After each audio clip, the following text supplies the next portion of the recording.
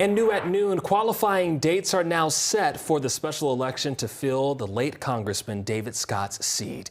Candidates can qualify over 3 days next week, May 11th through Wednesday, May 13th for Georgia's 13th congressional district. The Secretary of State's office says the qualifying fee is $5,220. The special election is scheduled for Tuesday, July 28th, with a runoff, if needed, on August 25th. District 13 includes parts of Rockdale, Clayton, DeKalb, Gwinnett, Henry, and Newton counties. The late Congressman Scott was laid to rest this past weekend, and during the service, his daughter, Marcy Scott, did announce that she plans to run for that seat.